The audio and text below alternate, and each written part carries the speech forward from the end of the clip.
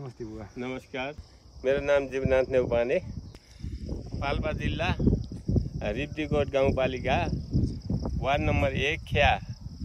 यो अहिले हामी उभिराखेको ठाउँमा पहिले लिस्नुभिर भन्ने थियो, जहाँ लिस्नु हालेर प्रयोग गरिन्थ्यो। यहाँ यो बाटो र ख्याको वार्ड नम्बर पहिलेको 1 र 2 र 3 1 2 का मान्छेहरू ऋणी जानलाई यही बाटो प्रयोग गरेर जान्थे, जसमा लिस्नु पनि प्रयोग हुन्थ्यो र भिड साह्रै भिड छ, दुवैतिर भिड। बिचको बाटो अलिअलि कतिपय त बायाँ सरेर हिँड्न पर्ने अवस्था थियो। त्यसलाई अहिले सेल्फी डाँडा भनेर प्रयोग गरिएको छ।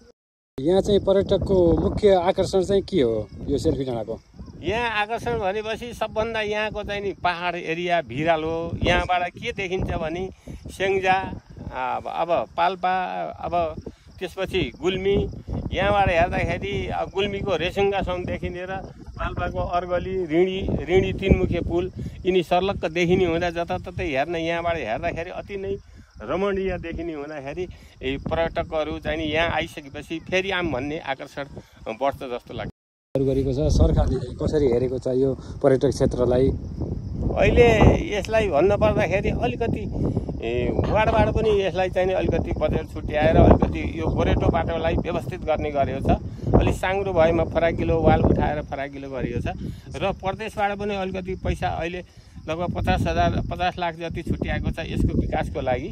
र यी बारहरू चाहिँ नि 2 वर्ष अगाडि 1 वर्ष अगाडि गरे अलिअलि बजेट छुट्याउँदै गाउँपालिकाले र वार्डपालिकाले बजेट छुट्याएर अलिकति यहाँ हिँड्दाखेरि पनि दायाँ बायाँ लाग्दाखेरि कोही घुम्न आउने पर्यटकहरू चाहिँ नि लोड्छन् कि भन्ने हिसाबले बारहरू लगाइएको छ, फलामको बारहरू।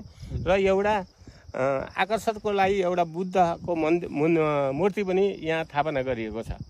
र अब भविष्यको लागि अझै पर्यटकहरू चाहिँ नि प्रशस्त मात्रामा आउन् र यहाँ बस्नको लागि सुविधा होस् भन्नको लागि पनि अलिकति चाहिँ नि प्रतीक्षालय अनि टावरहरू यहाँ बन्दैछ चाहिँ नि त्यो वारिपारि हेर्नको लागि, यहाँ आएर सेल्फीहरू फोटो खिच्नको लागि अलिकति विश्राम स्थलहरू व्यवस्था गर्दैछौँ।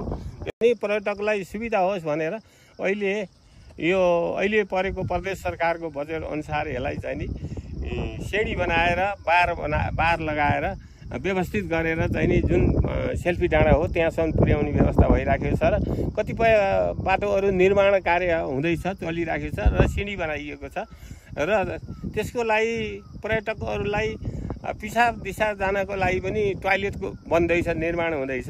र त्यसको साथसाथै पानी टङ्की बनेर त्यहाँ एउटा पर्यटकको लागि चाहिँ नि सुविधा होस् पिउने पानीको भन्नको लागि त्यहाँ एउटा धारको पनि व्यवस्था निर्माण हुँदैछ। त्यो निकट भविष्यमै त्यो सम्पन्न हुन्छ जस्तो लाग्छ।